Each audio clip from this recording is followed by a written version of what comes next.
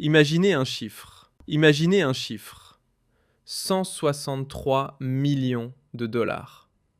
Oui, vous avez bien entendu. 163 millions. C'est exactement ce que le titan américain Philip Morris réclame depuis plus d'1 an à l'État algérien. Une somme astronomique, représentant pratiquement une année entière de droits d'usage et de propriété intellectuelle que l'Algérie n'a tout simplement pas voulu honorer. Ce groupe, véritable roi du marché du tabac en Algérie et acteur incontournable dans toute la région Afrique du Nord et Moyen-Orient, pourrait bien passer à l'action. Aujourd'hui, dans cette émission, nous vous dévoilons l'histoire incroyable d'une réclamation transmise à la Banque d'Algérie. Une menace réelle, juridiquement documentée, prête à être portée devant l'arbitrage international si l'État continue de faire la sourde oreille. Imaginez, plus de 163 millions de dollars sur la table, légitime, prouvé, et toujours refusé. Le risque ? Que l'Algérie se retrouve face à une facture encore plus salée. Une véritable épée de Damoclès financière brandie par un géant mondial du tabac. Bienvenue dans les enquêtes d'Algérie où les chiffres ne mentent jamais. Rappelez-vous le 24 mars dernier, nous vous avons diffusé une émission. C'est une enquête qui a beaucoup cartonné et que vous avez été très nombreuses et nombreux à suivre. C'est une enquête intitulée Algérie, révélation sur les chiffres fous. Les chiffres fous de la plus grosse machine Afrique du pays.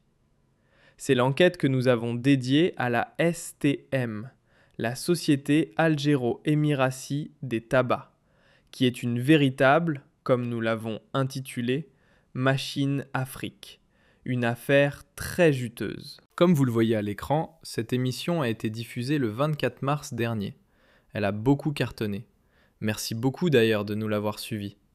Je rappelle que toutes nos émissions, vous pouvez maintenant les retrouver en podcast sur plusieurs plateformes, comme Apple Podcast, Spotify et d'autres plateformes. Nous partagerons avec vous le lien à la fin de cette émission pour celles et ceux qui veulent uniquement nous écouter et non nous voir, même si j'espère que vous serez encore très nombreux et nombreux à nous regarder, parce que nous, on vous aime bien. D'ailleurs, c'est grâce à vous, et grâce à votre aide et à votre solidarité, que vous nous donnez la force de poursuivre nos investigations sur des sujets très complexes, comme celui sur lequel nous avons travaillé.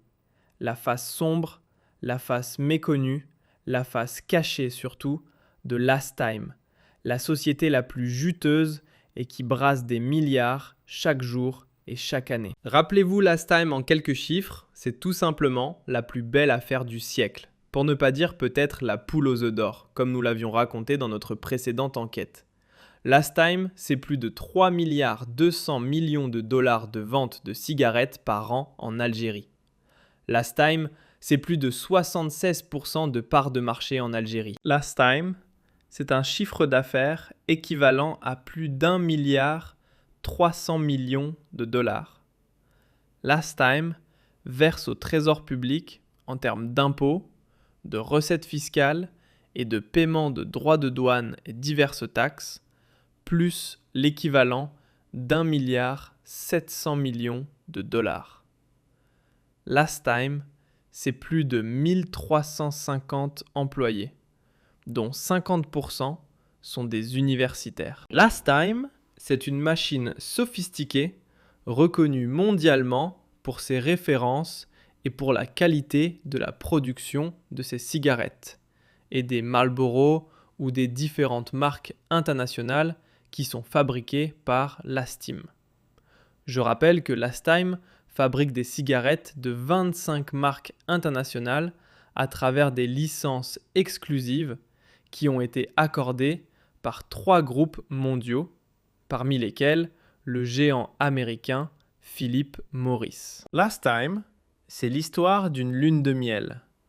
C'est d'abord une lune de miel qui a commencé entre l'Algérie et les Émirats, puisque 51% de Lastime appartient au groupe Rachidine, un mastodonte émirati qui pèse plus de 20 milliards de dollars et qui a beaucoup investi en Algérie au début des années 2000 pour pouvoir dominer le marché du tabac et devenir leader dans ce secteur. Les investissements conséquents, jumelés à un management intelligent et pragmatique et à une formation des ressources humaines, ont renforcé cette réussite. En plus, l'implication du groupe américain Philip Morris, qui à partir de 2013 devient lui-même actionnaire du fonds d'investissement utilisé par le groupe émirati Rashidin pour développer l'industrie du tabac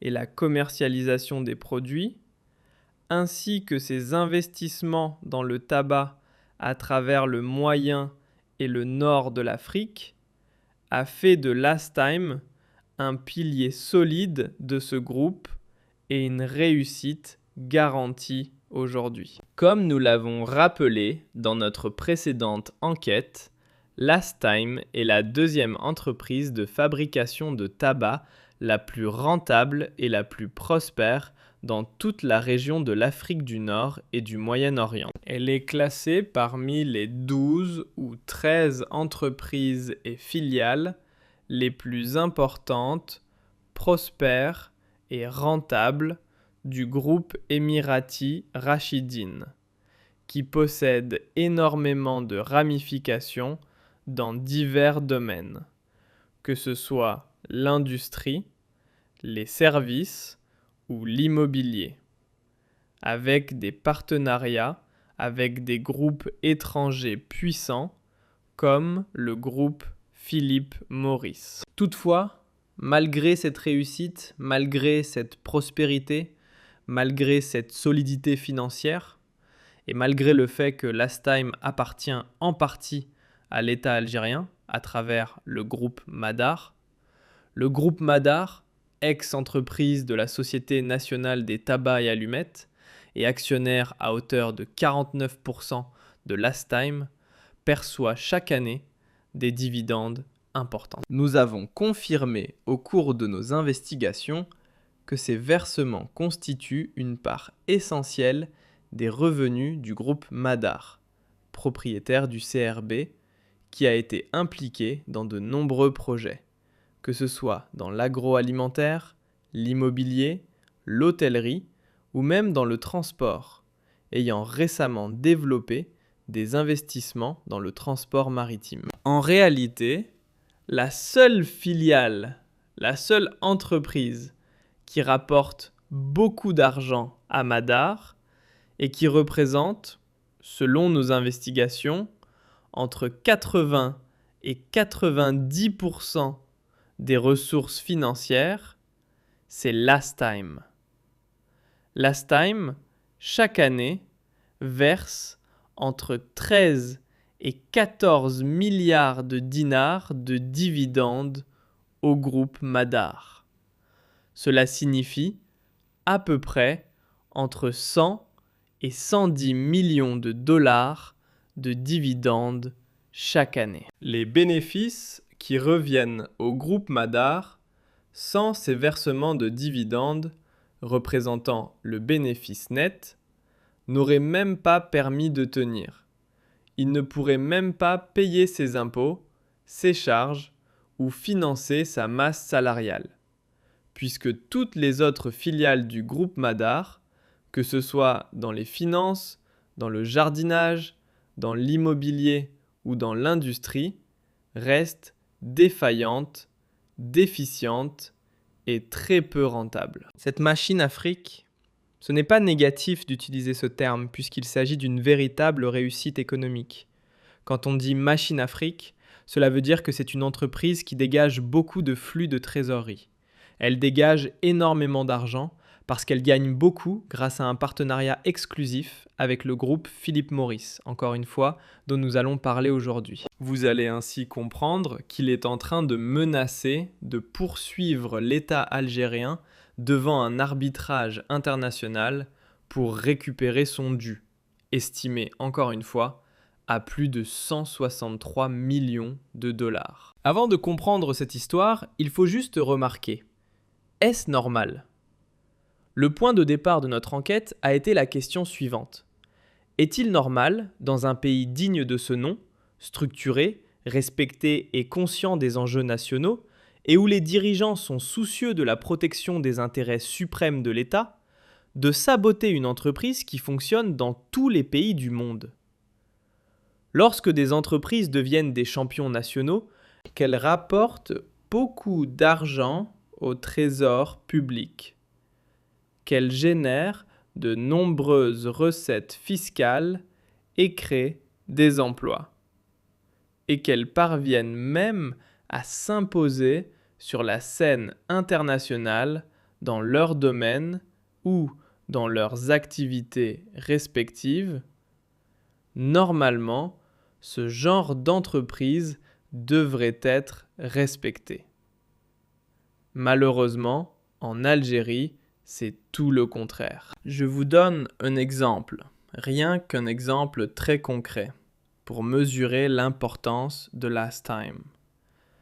En un seul mois, par exemple au mois de novembre, selon nos investigations et les données que nous avons pu obtenir et recouper, rien qu'au mois de novembre 2025, la STM a versé plus de 26 milliards 400 millions de dinars de taxes, différents impôts et droits fiscaux auprès du trésor public. 28 milliards 400 millions de dinars, ça, c'est une immersion.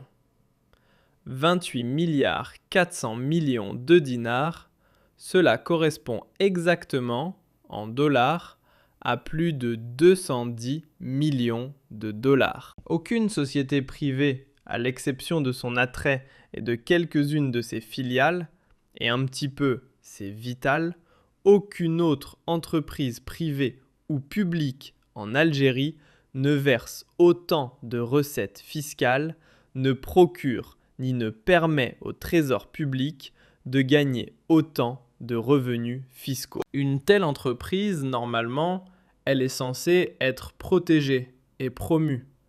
Mais comme il existe un différend politique, un différend diplomatique, un différend géopolitique inexpliqué et dont personne n'arrive à comprendre les tenants et aboutissants entre l'Algérie et les Émirats arabes unis, eh bien, la STM est victime d'une véritable entreprise de sabotage.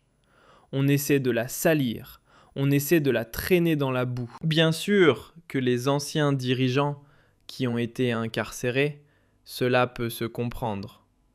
Quand on parle de Last Time, on parle toujours de corruption et d'enrichissement illicite.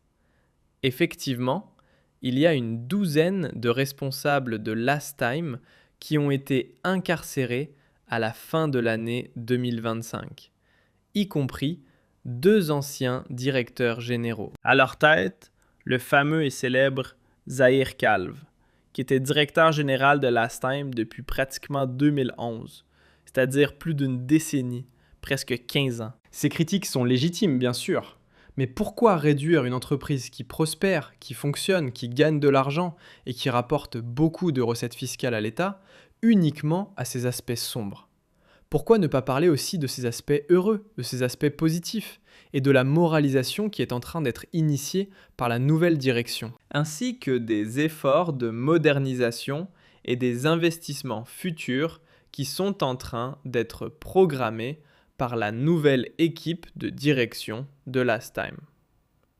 Dans des pays confrontés à toutes les difficultés et à tous les obstacles, surtout d'ordre politique, Last Time tient debout, malgré les emprisonnements, les incarcérations et la mise en cause d'une dizaine de ses hauts responsables, y compris des directeurs d'usines et 2 anciens directeurs généraux. Le chiffre d'affaires de Last Time a progressé de plus de 8%.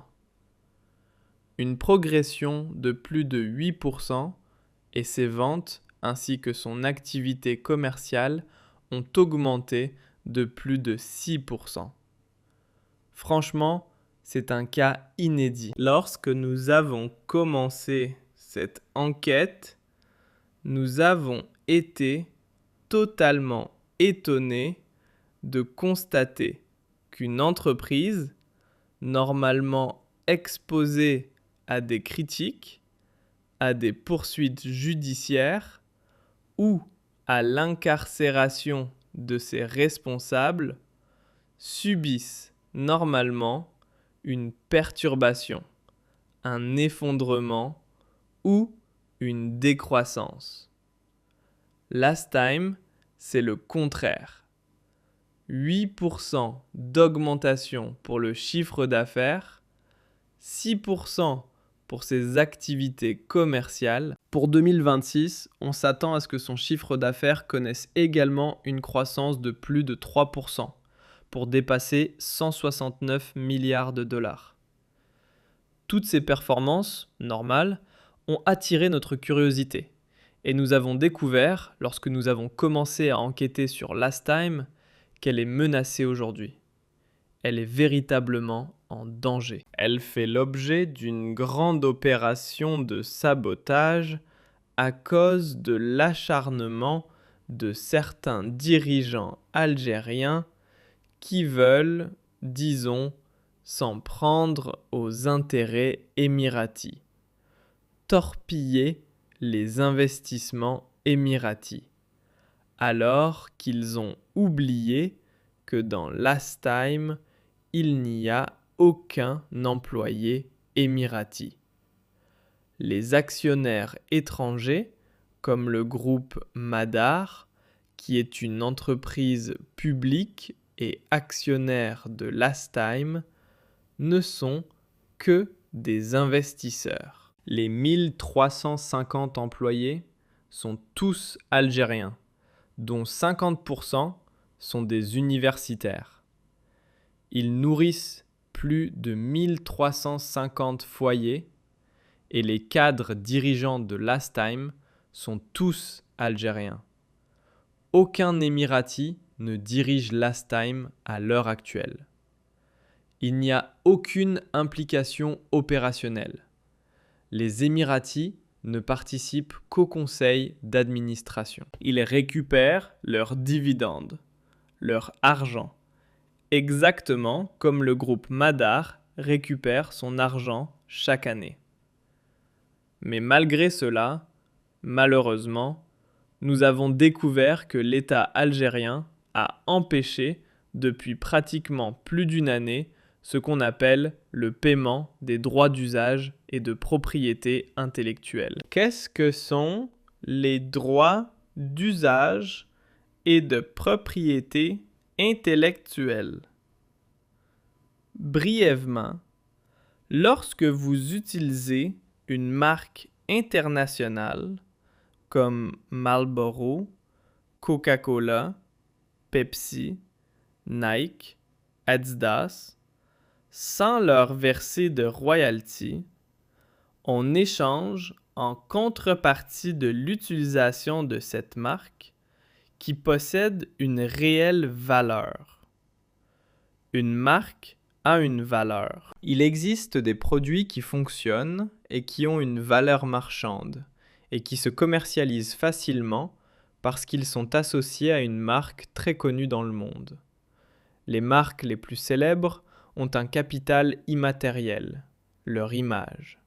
C'est ce qu'elles inspirent aux consommateurs et nous, consommateurs, souvent, lorsque nous voyons une marque solide, réputée pour sa crédibilité, que ce soit dans les voitures, dans les vêtements ou dans l'agroalimentaire, nous achetons cette marque parce qu'elle possède une véritable réputation. Ainsi, en Algérie, Last Time doit payer chaque année ce qu'on appelle les droits d'usage et de propriété intellectuelle auprès de ces trois groupes qu'elle représente. Je rappelle que Last Time représente 3 groupes internationaux, pas uniquement Philip Morris. Il y a le groupe Japan Tobacco et un troisième groupe, Imperial Brands. Ces groupes sont beaucoup moins importants que Philip Morris. Pour utiliser l'image de leur marque, de leurs cigarettes, il faut payer chaque année une somme déterminée selon une norme internationalement admise dans le domaine. Cette somme a atteint 163 300 000 $. Pour le groupe Philip Morris, cela correspond à 127 500 000 $, selon nos investigations.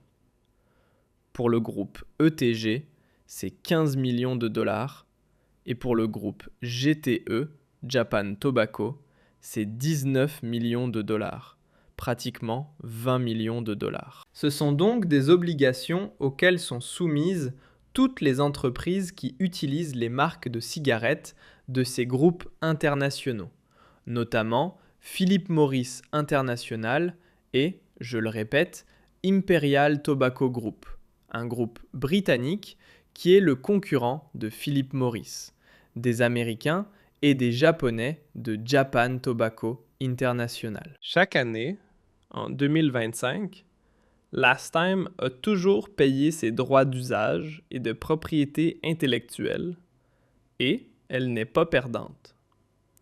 Cette facture, pour le simple mortel, peut sembler élevée, 165 millions de dollars.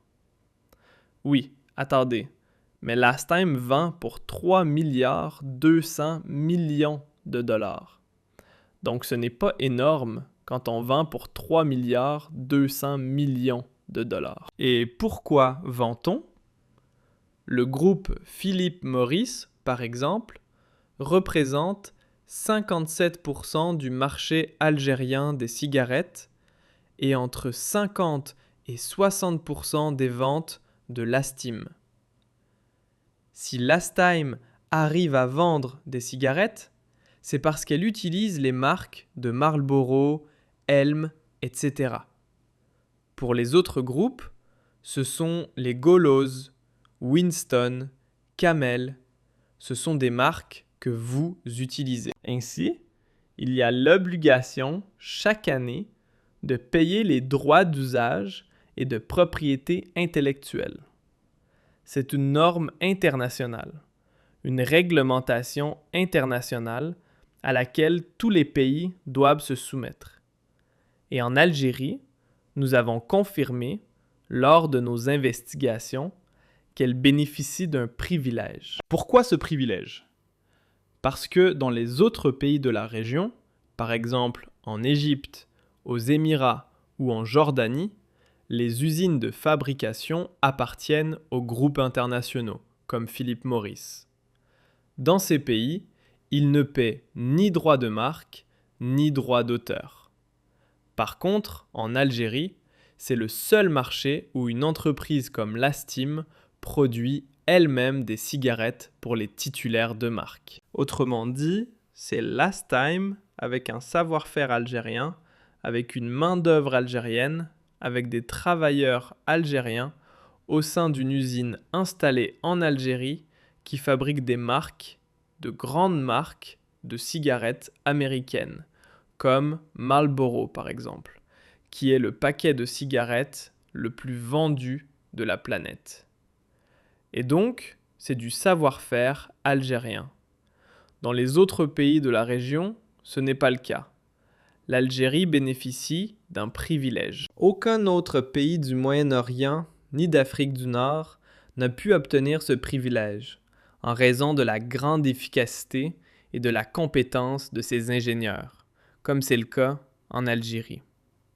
Jamais un autre pays de la région n'a obtenu ce privilège de produire, avec ses propres installations, en toute autonomie et avec ses propres moyens de production, les marques de cigarettes américaines. Dans les autres pays, comme la Tunisie, le Liban, l'Irak ou la Libye, il n'y a simplement qu'une importation et une distribution de produits finis. Il n'y a pas de production, il n'y a pas d'industrie. Donc, l'Algérie a développé une véritable industrie du tabac. Une industrie qui pourrait d'ailleurs permettre à l'Algérie d'exporter. Sauf que l'État algérien interdit à Lastime d'exporter, alors qu'il y a des possibilités. Et nous poursuivons notre enquête. Vous verrez dans les prochains épisodes comment l'Algérie aurait pu gagner plusieurs centaines de millions de dollars si elle avait autorisé Lastime à exporter vers l'étranger. Mais cela, nous le laisserons pour les prochains épisodes. Nous ne pourrons pas tout expliquer ni tout dire en un seul épisode. Mais aujourd'hui, sachez que le groupe Philip Morris, c'est plus de 40 milliards de dollars de revenus par an. C'est le premier vendeur de cigarettes au monde. C'est un immense groupe. C'est le groupe Philip Morris. Il a vendu en 2024 616 milliards, presque 617 milliards de cigarettes. C'est énorme. Philip Morris dispose de 51 sites de production dans le monde. Son chiffre d'affaires en Amérique représente 9%. Et au Moyen-Orient et en Afrique du Nord, c'est 42%. 42% avec l'Asie du Sud-Est, le Moyen-Orient, l'Afrique du Nord et l'Europe, c'est 37%. Donc, la région du Moyen-Orient et de l'Afrique du Nord représente un intérêt stratégique énorme pour Philip Morris.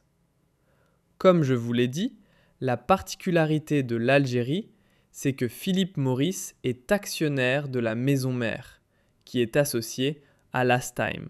Mais Lastime est 100% algérien. Le management est algérien, les travailleurs sont algériens et l'État algérien, à travers Madar, est actionnaire à hauteur de 49%.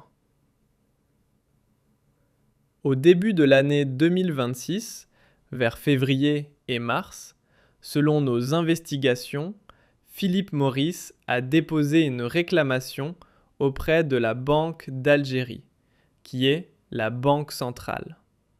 C'est une réclamation, ce n'est pas une plainte. Dans cette réclamation, le groupe Philip Morris demande, avant de recourir à des procédures conflictuelles, si l'Algérie autorise le paiement de la fameuse somme de 163 millions de dollars de droits de propriété intellectuelle et de droits d'usage qui n'ont pas été payés. Pour Philip Morris, la facture s'élève à 127 500 000 dollars. Auparavant, durant les années précédentes, comment Lastime payait-elle cette somme? Elle demandait au ministère des Finances une autorisation de transfert. Le ministère des Finances donnait ces autorisations. La Banque d'Algérie effectuait une domiciliation bancaire et il y avait un virement vers le compte de Philip Morris. C'est une opération très simple. Il s'agit d'une importation de services. Les droits de propriété, les droits d'usage et de propriété intellectuelle constituent une importation de services. On achète un service à l'étranger auprès d'une grande marque internationale pour pouvoir l'utiliser sur le marché algérien. Et, avec ces marques internationales, on génère des revenus et une activité qui crée des richesses. Il n'y a jamais eu de problème. Mais, depuis 2024 et 2025, il y a eu un gros problème. Pourquoi ? Parce que l'Algérie, avec M. Kenzig, le cerveau de la politique économique de Tebboune qui dirige le ministère du Commerce, a interdit, au mois de juillet 2025, l'importation de services. C'est interdit. Or, l'Algérie importe chaque année l'équivalent de 9 milliards de dollars de services. Ils veulent économiser les réserves de devises. L'Algérie manque apparemment d'argent. Ils ont dit que ce n'était pas nécessaire. Comment cela se fait-il que l'on n'importe pas ces services ? Aucune logique économique, aucune loi, aucune règle ne permet à un État d'empêcher les entreprises d'importer des services. Donc, que faut-il faire? Il faut obtenir pour chaque service une autorisation spéciale, sachant que même son partenaire, qui est en Algérie, importe des services. Quels services? Cela peut être les droits d'usage et de propriété intellectuelle, payer des formations à l'étranger, acheter des logiciels, tout ce qui constitue des services, tout ce qui n'est pas matériel. Tout ce qui est matériel, les hôtels, tout cela doit être payé. Le Hilton, le Sheraton, vous payez des droits. Vous ne pouvez pas utiliser la marque du Sheraton sans le pays, ou la marque du Hilton sans le pays. C'est la même chose. Donc, pour Philip Morris, pour les cigarettes, c'est la même règle. Pour Coca-Cola, c'est pareil. Pour Pepsi, toutes les marques internationales présentes en Algérie doivent payer des droits d'auteur et de propriété intellectuelle. Cela entre dans le cadre d'une importation de services. M. Zig a refusé d'accorder l'autorisation de payer cette somme qui s'est malheureusement accumulée et qui dépasse maintenant 163 millions de dollars pour les 3 grands groupes dont je vous ai parlé. Philip Morris, Japan Tobacco et TG. Que doivent faire maintenant les responsables de Last Time? Ils ont saisi les ministères des Finances, etc. et les Américains n'ont rien compris. Les Américains, à chaque fois, relançaient leurs partenaires algériens. Mais pourquoi ne nous payez-vous pas? Nous ne pouvons pas vous payer parce que l'État algérien a interdit l'importation des services. Mais comment un État peut-il interdire l'importation des services? Ah non, ce n'est pas interdit catégoriquement, mais il faut une autorisation. Demandez cette autorisation. Alors, au niveau du ministère des Finances, on leur répond « Écoutez, allez voir avec la Banque d'Algérie. » Ils sont partis voir la Banque d'Algérie. Il y a même eu une réunion au niveau de la direction des échanges de la Banque d'Algérie, selon nos investigations, avec une responsable à laquelle nous nous intéressons depuis plusieurs mois car nous enquêtons sur elle, Madame Fatma Zora Ahmed Loulou. Elle a même expliqué et dit que c'était de leur faute, en précisant que c'était elle, Fatma Zora Ahmed Loulou, en sa qualité de directrice des échanges au niveau de la Banque d'Algérie. C'est elle qui a été désignée pour traiter le dossier de la réclamation de Philip Morris. Une réclamation très sérieuse, car Philip Morris est, encore une fois, un géant mondial. Philip Morris, le PDG, connaît personnellement Donald Trump. Il faut savoir que Philip Morris, aux États-Unis d'Amérique, dispose d'un lobby extrêmement puissant.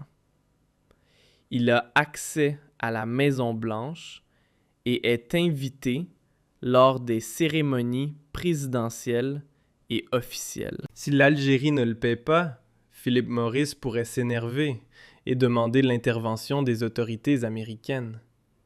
Il pourrait engager un procès d'arbitrage, une procédure d'arbitrage international, et saisir des biens de l'État algérien à l'étranger. C'est donc vraiment du sérieux, ce n'est pas de la rigolade.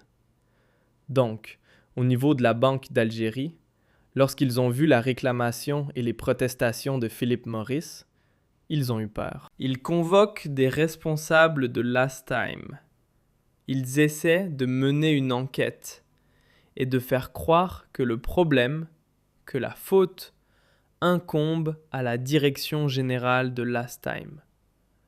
Sauf que la direction générale de Last Time n'est pas celle qui refuse de payer, c'est Kams. Et quand nous sommes allés au ministère du Commerce pour demander des explications, Une source nous a dit « Ah, le Camérique a refusé de payer parce qu'il vérifie si ses droits d'usage sont conformes à la loi. » Est-ce que ce n'est pas une arnaque?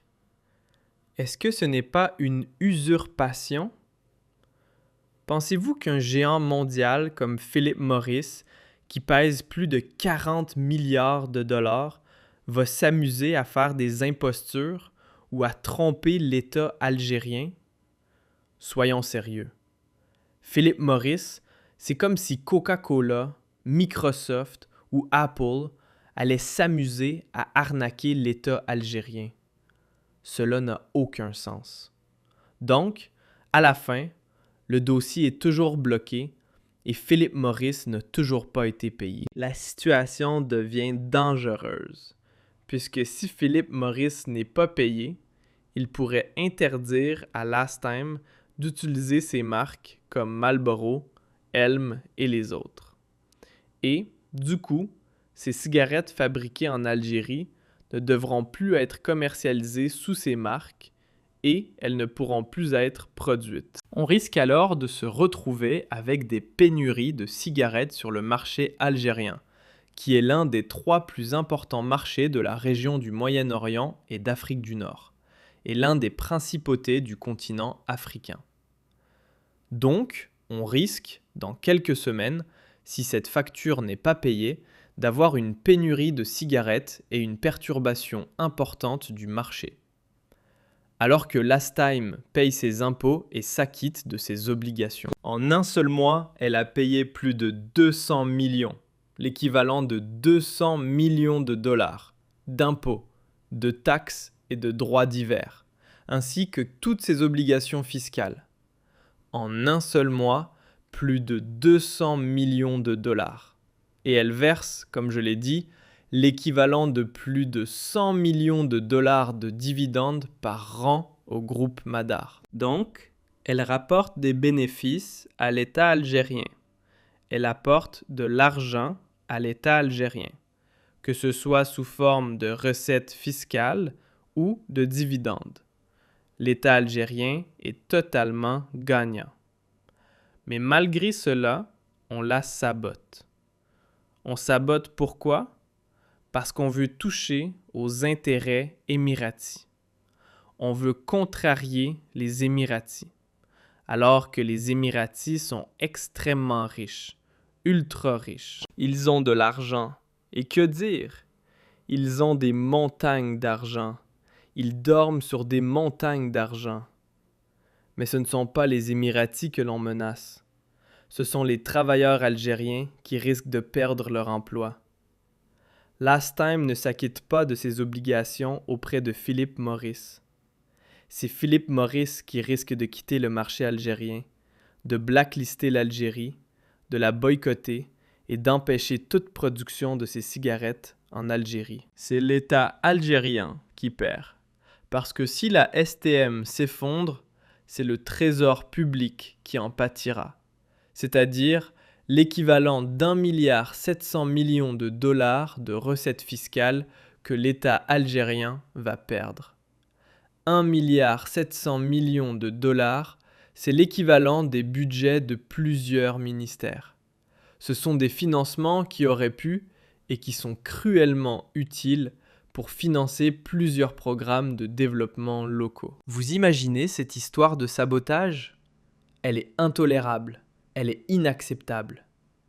Dans le prochain épisode, nous allons nous intéresser au fameux réseau de distributeurs et de grossistes de cigarettes en Algérie. Nous allons vous raconter leurs liens avec les dirigeants algériens. Nous allons vous expliquer comment ils utilisent de l'argent sale pour payer des pots de vin, s'octroyer des exclusivités et influencer les agents militaires et civils afin de falsifier et de s'ingérer dans ce marché, qui est normalement réglementé par des normes sanitaires, sécuritaires et économiques très strictes. Dans le prochain épisode, nous vous promettons des révélations fracassantes et nous allons même vous révéler les noms et les identités précises de certains gros bonnets qui profitent de ce sabotage orchestré afin de s'emparer du très juteux et profitable marché des cigarettes en Algérie.